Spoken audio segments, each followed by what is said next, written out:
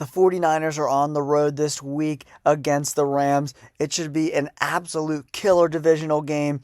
The 49ers look absolutely incredible, and the Rams had a surprise victory on the road versus Seattle.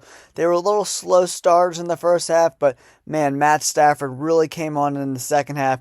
23 unanswered points to beat the Seahawks. Earlier in the offseason, Matt Stafford's wife came out saying that he was not gelling with his younger teammates, but it looks like he put all that BS behind him. In the second half of that game, Matt Stafford really took command of the offense, even without Cooper Kupp. When Matt Stafford is playing like that and throwing in those tight windows, he looks almost unbeatable. He went 24 for 38 with 334 yards. Tutu Atwell went 6 for 119, and rookie Puka Nacua 10 for 119 yards. In order for the Rams to be successful this year, they're going to have to get a lot of contributions from this young wide receiving core. Aaron Donald cannot do it alone on a very mediocre defense. The Rams' rushing attack leaves a lot to be desired for sure. 40 carries for only 92 yards. That's 2.3 yards a clip. That is not going to get it done against the 49ers. That is for goddamn sure. Minus Aaron Donald, the Rams' defense for 2023 is not the most feared, but they put on a great performance this past weekend in Seattle, holding them to only 13 points and less than 200 yards of total offense. You got to keep an eye on this defense. We'll see who they really are this weekend against the 49ers. Let's do a quick recap of the 49ers blowout of the Pittsburgh Steelers. Brock Purdy looks like he is the real deal. 2 touchdowns, no interceptions. You got to love that. And Christian McCaffrey absolutely went off. 22 carries, 152 yards, and a rushing touchdown. And he added 3 receptions for 17 yards. The dude's an absolute stud. And then Brandon Ayuk had the game of his career. 8 receptions, 129 yards, and 2 touchdowns. OMG. And Debo and George had okay games. They weren't really needed that much, but look for them to have big games this week.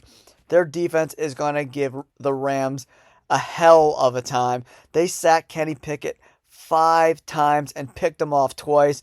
Man, good luck, Matt Stafford. This is going to be a rough week for you, bro. I find it hard to believe that the Rams are going to even put on a sliver of the performance they put on last week going against this insane 49ers defense. Let's break down some of these injuries. The 49ers are coming into this game very, very healthy, except for cornerback Sam Womack, who is expected to miss 6 to 8 weeks with a knee injury.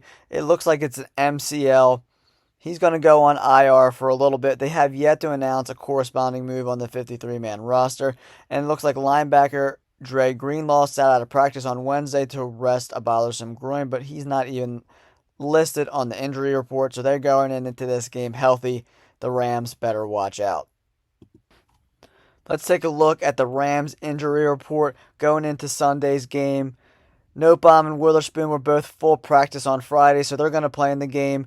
Puka Nacua was questionable, but a recent article said he will play in the game. And the other injuries who are questionable are Cole Shelton, Russ Yeast, and Ernest Jones. Aaron Donald did not practice on Friday, but his game status is still positive. He will definitely play in the game. They're a little banged up on the O-line, so look for that 49ers defensive line to eat. If you want to pick a defense this week in fantasy, the 49ers defense might not be a bad pick. Here's my prediction for this game. I think it's going to be an absolute blowout for the 49ers. I'm saying 31-17 for the 49ers. Going into LA and banging up the Rams. I just think the Rams' O-line is a little banged up, and the 49ers probably have the best defense in the NFL. I think Stafford's going to have trouble, especially with these young wide receivers getting open, getting separation, and be able to move the ball because they can't rely on their run game because it's absolute garbage. It might even be a worse blowout than I'm thinking, but I like the 49ers here. If you're doing a suicide pool, that's a great bet. And they're also a great addition to a parlay if you're looking to make some bets this weekend. Let me know in the comments below what you think about this game. Who do you think is going to win in the comments below? And we'll catch you guys on the next game. Peace. Don't forget to subscribe.